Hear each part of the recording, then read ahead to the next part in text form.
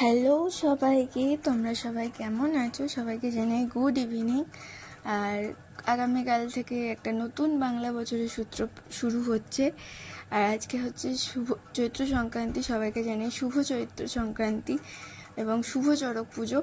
আমাদের এখানে একটা অতি প্রাচীন কৃষ্ণনগরের বুকে অতি প্রাচীন একটা চড়ক পুজো হয়, যেটা চড়কতলা ষষ্ঠতলা বারোয়ারির বলেই পরিচিত। সেইখানেই আজকে প্রতি বছরের মতো এবারও ধুমধাম করে চড়ক পুজোর আয়োজন করা হয়েছে।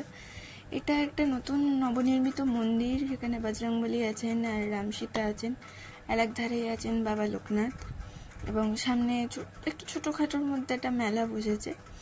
আর যেহেতু নতুন মন্দিরে বজরংবলী এবং রামসীতাকে দেখো তোমরা, খুব সুন্দর সাজানো গোছানো মন্দির। আমি এটা যেদিনকে উদ্বোধন হয়েছে তার অনেক পরে আমি এটা আজকে প্রথম দেখলাম আজকে এই মন্দিরটা। আর এই ছোটোখাটো মেলা, ছোটোখাটো মাটির পুতুল, যেহেতু কালকে পয়লা বৈশাখ এবং সেজন্য একটু ছোটোখাটো লক্ষ্মী গণেশের একসাথে জোড়া বিক্রি হচ্ছে দেখলাম। আর আরেক জায়গায় আছেন শ্রী পরমহংসদেব, শ্রী রামকৃষ্ণ পরমহংসদেব আমাদের।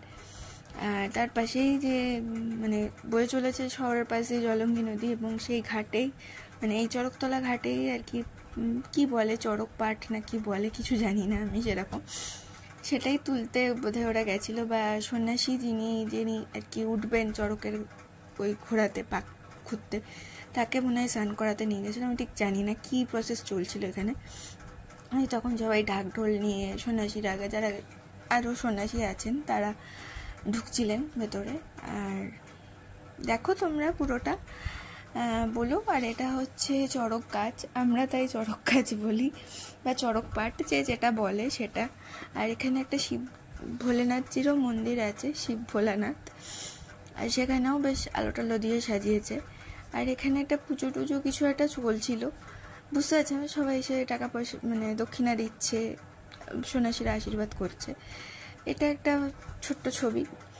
মাঠে তখন সবে বসেছে আর কি, লোকজন মেলা বসেছে, লোকজন আসছে যাচ্ছে।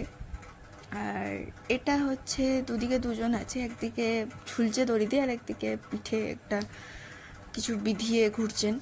যিনি পিঠে বেঁধানো তিনি হচ্ছেন মূল সন্ন্যাসী, গাজন সন্ন্যাসী। এই যে যিনি বাতাসে ছুটছেন তিনি হচ্ছেন মূল গাজন সন্ন্যাসী।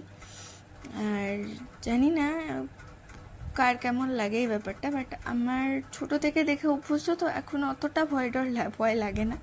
অনেকের ভয় লাগতেই পারে, সেটা তাদের নিজস্ব ব্যাপার, কারণ প্রত্যেকের তো আর হার্ট স্ট্রং নয়, একটু হার্ট দুর্বল হতেই পারে। বাট হ্যাঁ, এটা দেখার জন্য প্রচুর মানুষ ভিড় করে, ঘূর্ণির দিক থেকে প্রচুর লোক আসে।